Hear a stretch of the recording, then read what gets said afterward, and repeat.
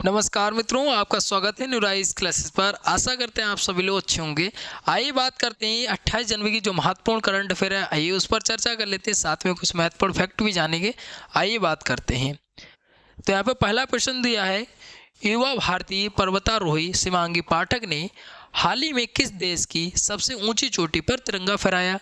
तो जो शिवांगी पाठक है, उन्होंने सबसे ऊंची चोटी पर तिरंगा फहराया है। वो कहाँ, किस देश की जो है सबसे ऊंची चोटी है। यहाँ पे ब्राज़ील दिया है, यूएसए दिया है, नेपाल दिया है, ऑस्ट्रेलिया दिया है। तो ये बात करते हैं, तो ये जो है ऑस्ट्रेलिया की सबसे ऊंची चोटी है। ऑप्शन नंबर डी वाला सही हो जाएगा। और जान लेते हैं इसके बारे में थोड़ा सा। अगर बात करते हैं शिवांगी पाठक की, तो शिवांगी पाठक कहाँ की रहने वाली हैं, तो हरियाणा की रहने वाली हैं। अब यही राज्य ही पूछा जा सकता है तो महत्वपूर्ण बन जाता है। अब दूसरा बात करते हैं कि जो ऑस्ट्रेलिया की सबसे ऊंची चोटी जो है वो कौन सी, तो माउंट कोसिंजको याद रखिए, इसकी ऊंची चोटी का नाम भी याद रखिएगा। और कब फहराया है, तो 26 तारीख को गणतंत्र दिवस समारोह जो मनाया जा रहा था उस समय फहराया है। अब यहाँ पे जो है इस बार कौन सा मनाया गया, तो ये जो क्षेत्रमा गणतंत्र दिवस समारोह मनाया गया, और इस क्षेत्र में गणतंत्र दिवस समारोह पर मुख्य अतिथि कौन थे, तो अभी महत्वपूर्ण बन जाता है। मुख्य अतिथि की बात करते हैं तो इंडोनेशिया के जो प्रेसिडेंट थे, इंडोनेशिया इंडोनेशिया के जो प्रेसिडेंट थे कौन, तो प्राबोवो सुबियांटो। कौन थे, तो प्राबोवो सुबियांटो, याद रखिएगा। तो ये मुख्य अतिथि के रूप में थे। अब यहाँ पे बात करते हैं ऑस्ट्रेलिया की। आइए तो ऑस्ट्रेलिया के बारे में चर्चा कर लेते हैं। अगर ऑस्ट्रेलिया की राजधानी की बात करें, अभी हाल ही में जो इलाहाबाद हाईकोर्ट का जो पेपर हुआ था उसमें जो है ऑस्ट्रेलिया की राजधानी पूछी थी। देखिए, जब भी कोई देश चर्चा में रहता है तो उससे जो महत्वपूर्ण चीज़ें बन सकती हैं, उसकी मुद्रा क्या है, उसके प्रेसिडेंट कौन है, या उसके प्राइम मिनिस्टर कौन है, या उसकी जो है मुद्रा और उसकी राजधानी क्या है, ऐसे ही प्रश्न बनाए जाते हैं। तो यहाँ पे बात करते हैं, ऑस्ट्रेलिया की बात आए तो इसकी राजधानी क्या है, तो कैनबरा राजधानी, ये महत्वपूर्ण बन जाती है, काफ़ी बार परीक्षाओं में पूछी गई है। फिर बात करते हैं प्राइम मिनिस्टर की, तो एंथनी अल्बानी प्राइम मिनिस्टर हैं। फिर बात करते हैं मुद्रा की, तो ऑस्ट्रेलियाई डॉलर मुद्रा है। अब अपने भारतीय संविधान जो बना है उसमें प्रस्तावना की जो है प्रेम्बल है, उसकी भाषा जो है ऑस्ट्रेलिया से ली गई है। और जो संवर्ती सूची है उसको भी जो है ऑस्ट्रेलिया से लिया गया। अब यहाँ पे महत्वपूर्ण बन जाता है कि जो है सातवीं अनुसूची है, अनुसूची सातवीं अनुसूची है, उसमें 3 सूचियाँ बताई गई हैं। कौन कौन सी, तो राज्य सूची, संघ सूची और समवर्ती सूची। तो समवर्ती सूची जो कहाँ से ली गई, ये महत्वपूर्ण पॉइंट बन सकता है, तो ऑस्ट्रेलिया से ली गई है, याद रखिएगा। इतनी चीज़ें आपको ऑस्ट्रेलिया के बारे में याद रखनी है। आगे बात करते हैं। अगला यहाँ पे प्रश्न आता है, ECI मीडिया पुरस्कार से हाल ही में किसे सम्मानित किया गया। तो यहाँ पे दिया है संसद TV, DD nation, all India radio, Doordarshan. तो ये जो सम्मानित किया गया है वो किसको सम्मानित किया गया, तो ये जो है दूरदर्शन को सम्मानित किया गया है। ऑप्शन नंबर इसका डी वाला सही हो जाएगा। यहाँ पे अगला प्रश्न दिया, ICC पुरुष T20 team of the year 2025 का कप्तान किसे चुना गया। तो ये जो है यहाँ पे ऑप्शन दिए हैं, तो इसका जो राइट आंसर हो जाएगा वो आंसर नंबर डी वाला हो जाएगा। रोहित शर्मा को चुना गया है। ऑप्शन नंबर डी वाला सही हो जाएगा। अगर ICC की बात करते हैं तो इसके अध्यक्ष कौन बनाए गए हैं दिसंबर के टाइम पे, तो ये जो हैं जे शाह जी बनाए गए। ये क्या है, तो अपने जो गृह मंत्री हैं, सहकारिता मंत्री हैं अमित शाह जी, उनके पुत्र हैं। अब यहाँ पे बात करते हैं BCCI के जो है सचिव कौन बनाए गए हैं, तो ये जो है देवजीत शोकिया जी बनाए गए हैं। तो याद रखिए, देवजीत शोकिया जी बनाए गए हैं BCCI के। और ICC के कौन बनाए गए, तो ये महत्वपूर्ण बन जाता है, याद रखिएगा। इतनी चीज़ें आपको याद रखनी है। आगे बात करते हैं, तो यहाँ पे अगला प्रश्न दिया है, मिशेल मार्टिन को हाल ही में किस देश का नया प्रधानमंत्री चुना गया। तो यहाँ पे बताना है मिशेल मार्टिन को जो है किस देश का नया प्रधानमंत्री, मतलब प्राइम मिनिस्टर जो चुना गया। तो यहाँ पे बेल्जियम दिया है, नॉर्वे दिया है, आयरलैंड दिया है, फिनलैंड दिया है। तो ये जो है मिशेल मार्टिन को जो है चुना गया है आयरलैंड का। ऑप्शन नंबर सी वाला सही हो जाएगा। अब यहाँ पे बात करते हैं जो आयरलैंड है, तो आयरलैंड में अपने भारतीय संविधान में क्या लिया गया है, आयरलैंड से भारतीय संविधान जो है उसमें क्या लिया गया है। तो अभी महत्वपूर्ण बन सकता है, देखिए जब भी करंट से प्रश्न बनता है तो स्टैटिक से भी प्रश्न वहीं से पूछा जाता है। तो यहाँ से जो है डीपीएसपी डीपीएसपी लिया गया है, इसका भारतीय संविधान में उल्लेख मिलता है, भाग 4 में मिलता है। तो भाग 4 में इसका उल्लेख मिलता है। फिर अगर बात करते हैं कि इसका अनुच्छेद तो 36 से 51 संबंधित है, तो ये जो है आयरलैंड के संविधान से लिए हैं डीपीएसपी। तो इतनी पॉइंट जो है महत्वपूर्ण बन जाते हैं, याद रखिएगा। आगे बात करते हैं, तो यहाँ पे अगला प्रश्न दिया है, यूनिफॉर्म सिविल कोड लागू करने वाला आज़ाद भारत का पहला राज्य कौन बना है। देखिए प्रश्न को लैंग्वेज चेंज कर सकता है, लेकिन क्वेश्चन वही पूछा है। यहाँ पे जो है यूनिफॉर्म सिविल कोड मतलब समान नागरिक संहिता जो लागू करने वाला भारत का पहला राज्य कौन सा बन गया है, ये बताना है। तो यहाँ पे उत्तराखंड दिया, उत्तर प्रदेश दिया, असम दिया है, हिमाचल प्रदेश दिया है। तो यहाँ पे जो बात करते हैं समान जो है यूनिफॉर्म सिविल कोड की, तो इसका उल्लेख भारतीय संविधान में कहाँ पे किया गया है। तो भारतीय संविधान में इसका उल्लेख जो मिलता है भारतीय संविधान में, तो इसका उल्लेख मिलता है अनुच्छेद 44 में। अब 44 अनुच्छेद कहाँ पे मिलता है, तो अनुच्छेद 44 जो मिलता है वो डीपीएसपी में, मतलब राज्य के नीति निषेध तत्वों में इसका उल्लेख मिलता है। राज्य के नीति निषेध तत्व इसका उल्लेख भाग 4 में मिलता है, और भाग 4 से और अनुच्छेद जो है 36 से 51 संबंधित है। तो इसी के बीच अनुच्छेद जो 44 पाया जाता है। अब यहाँ पे बात करते हैं जो समान नागरिक संहिता की अनुच्छेद 44 में उल्लेख मिलता है। देखिए जब भी इससे पूछा जाएगा तो ये प्रश्न जरूर पूछा जाएगा कि इसका भारतीय संविधान में कहाँ पे उल्लेख मिलता है। अब दूसरी बात करते हैं कि जो लागू करने वाला देश का पहला राज्य ऐसा बन गया है उत्तराखंड बन गया है। अब उत्तराखंड बन गया है तो इसके बारे में थोड़ा सा चर्चा कर लेते हैं।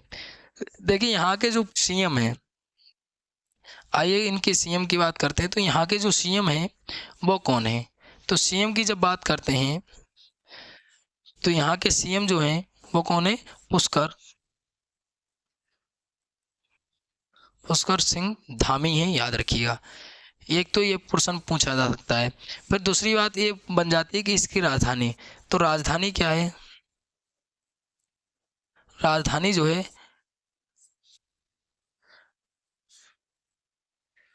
देहरादून राजधानी, याद रखिए उत्तराखंड की।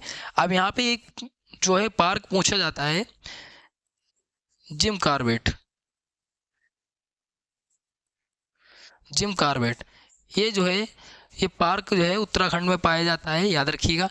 अब यहाँ पे जो है महत्वपूर्ण ये बन जाता है, जो उत्तराखंड लागू करने वाला बन गया। अब इन्होंने इसमें क्या मानक रखे गए हैं, इसको कैबिनेट ने जो है मंजूरी दे दी, नियमावली भी तैयार हो गई है और पोर्टल भी तैयार हो गया है, मतलब किस पर रजिस्ट्रेशन करना है। इसमें बताया गया 2010 के बाद जो विवाह हुए हैं उनको अनिवार्य कर दिया है, मतलब रजिस्टर्ड करना। अब यहाँ पे एक महत्वपूर्ण बन जाता है कि जो है 2010 से जो विवाह हुए हैं उसको और इसमें 6 माह की जो है वैलिडिटी दी गई, मतलब 6 माह के अंदर आपको रजिस्टर्ड करना पड़ेगा। और इसमें जो लिव एंड रिलेशनशिप वाला जो मैटर है उसमें भी उसको 1 माह का जो है गैप दिया गया, मतलब 1 माह के अंदर रजिस्ट्रेशन करना पड़ेगा। अगर ऐसा होता है कि अगर कोई मतलब रिस्पॉन्स नहीं देता है मतलब रजिस्टर करने के लिए, तो उसको जो है ऑटोमेटिक 15 दिन में जो है रिस्पॉन्स देना पड़ेगा, और नहीं दिया है तो उसको ऑटोमेटिक रजिस्टर उसका कर दिया जाएगा। पोर्टल के माध्यम से होता है, अगर और वो आधार वगैरह लगता है इसमें, तो ये रजिस्ट्रेशन वहाँ से होगा, याद रखिएगा। मैंने इसका विस्तार से चर्चा किया है, अगर आपने पिछली क्लासें मेरी देखी होंगी तो आपको इसके बारे में पता होगा। तो इतनी चीज़ें आपको यहाँ पे याद रखनी है। और एक पूछा जा सकता है कि उत्तराखंड और उत्तर प्रदेश कब अलग हुआ, तो 2000 में अलग हुआ है, याद रखिएगा। अभी हाल ही में जो है कुछ दिवस भी मनाए गए हैं, तो उत्तर प्रदेश दिवस हाल ही में मनाया गया था, 24 जनवरी को जो है उत्तर प्रदेश स्थापना दिवस मनाया गया था। आइए आगे बात करते हैं। तो यहाँ पे अगला प्रश्न दिया है, खेलो इंडिया विंटर गेम्स 2025 का आयोजन कहाँ किया जा रहा है। तो यहाँ पे बताना है कहाँ पे किया जा रहा है खेलो इंडिया विंटर गेम्स 2025। तो यहाँ पे लद्दाख दिया है, जयपुर दिया है, लखनऊ दिया है, चेन्नई दिया है। तो इसका जो राइट आंसर हो जाएगा वो आंसर नंबर ये वाला हो जाएगा, लद्दाख में किया जा रहा है। आइए आगे बात करते हैं। तो यहाँ पे बात कर लेते हैं विस्तार से। तो इसके में बात करते हैं, तो ये जो गेम्स है 23 तारीख से स्टार्ट हो चुके हैं। कहाँ पे? तो लेह लद्दाख में शुरू हुआ है। और इसका संस्करण कौन सा है? तो 5वां संस्करण है। आगे बात करते हैं कहाँ पे उद्घाटन किया गया है, तो उद्घाटन NDS स्टेडियम में उद्घाटन किया गया। अब यहाँ पे जो महत्वपूर्ण बन जाता है कि कहाँ पे स्टार्ट होता है और ये जो है कौन सा संस्करण है, ये सबसे ज़्यादा पूछा जा सकता है। पहला चरण जो है कहाँ पे? तो 23 से 27 जनवरी के बीच खेला गया। और दूसरा चरण बात करते हैं तो 22 फरवरी से 25 फरवरी के बीच होगा। कहाँ पे? तो जम्मू कश्मीर में होगा। दूसरा चरण जम्मू कश्मीर में होगा। पहला जो चरण हुआ है वो लद्दाख में हुआ है। इसका संस्करण सबसे महत्वपूर्ण बन जाता है। संस्करण कौन सा है, कहाँ पे सबसे पहले स्टार्ट होता है, पहला संस्करण कहाँ पे होता है और दूसरा चरण कहाँ पे होता है, ये महत्वपूर्ण बन जाता है कि पहला चरण और दूसरा चरण भी मैचिंग में पूछा जा सकता है। स्टेडियम भी महत्वपूर्ण बन जाता है। आइए आगे बात करते हैं। अब देखिए लद्दाख की बात आई तो लद्दाख कुछ समय पहले अगस्त के टाइम पे 2024 में चर्चा में इसलिए आया था कि जो गृह मंत्रालय के मंत्री कौन है? तो अमित शाह जी हैं। याद रखिए अमित शाह जी हैं। अमित शाह जी ने एक घोषणा की थी अपने आप ट्वीट करके कि जो है लद्दाख में नए 5 जिलों को मंजूरी मिल गई है और ये बनाए जाएंगे। कौन कौन से? तो ये जो है जास्कर, द्रास, साम, नुब्रा, जांगथांग, ये 5 नए जिले बनाए गए हैं लद्दाख में। अब महत्वपूर्ण बन जाता है कि अब पूछ लिया जाएगा लद्दाख में 5 नए जिले बनाएंगे, तो ये चर्चा में पहले आया था तो इसलिए महत्वपूर्ण बन जाता है। अब बात करते हैं कि लद्दाख में जो है लेह और कारगिल पहले ही था, लेह कारगिल। अब टोटल जो हो गए हैं वो 7 जिले हो गए हैं। कितने जिले हो गए हैं लद्दाख में? 7 जिले हो गए हैं, 5 जोड़ के। पहले केवल 2 ही जिले थे लद्दाख में। अब यहाँ पे लद्दाख की बात आए तो लद्दाख की राजधानी लेह है, याद रखिएगा। बाकी अगर बात करते हैं लद्दाख जो है यूनियन टेरिटरी है, 2019 में जो है जम्मू कश्मीर से अलग हुआ था। अब यहाँ पे बात करते हैं कि यूनियन टेरिटरी कितनी है, तो 8 है, याद रखिएगा। और स्टेट कितने हैं, तो 28 स्टेट है, तो याद रखिएगा। यहाँ पे सबसे ज़्यादा जो पूछा जा सकता है कि लद्दाख में 5 नए ज़िले बनाएंगे। अब टोटल के ज़िले कितने हो गए? 7 हो गए हैं। और यहाँ पे हो सकता है पूछ लिया जाए 3 नए वाले ज़िले दे देगा और एक पुराना ज़िला दे देगा। पूछ लेगा कि निम्नलिखित में से नवनिर्मित जिला कौन सा है, तो इस तरीके से भी पूछा जा सकता है। तो आपको हर तरीके से तैयार होना चाहिए। आगे बात करते हैं तो यहाँ पे अगला प्रश्न दिया है, गणतंत्र दिवस 2025 के मुख्य अतिथि प्राबोवो सुबियांटो किस देश के राष्ट्रपति? तो यहाँ पे देखिए अभी मैं बात ही की थी, यहाँ पे ऑप्शन दिए हैं श्रीलंका, मलेशिया, सिंगापुर, इंडोनेशिया। तो ये जो है इंडोनेशिया हैं। आइए थोड़ा सा और चर्चा कर लेते हैं इनके बारे में। तो यहाँ पे बात करते हैं तो मुख्य अतिथि प्राबोवो सुबियांटो थे, याद रखिएगा। अब यहाँ पे बात करते हैं जब 26 जनवरी 1950 को जो हमारा संविधान लागू हुआ था, इसी दिन लागू हुआ था और तब से जो है गणतंत्र दिवस समारोह हर बार मनाया जाता है।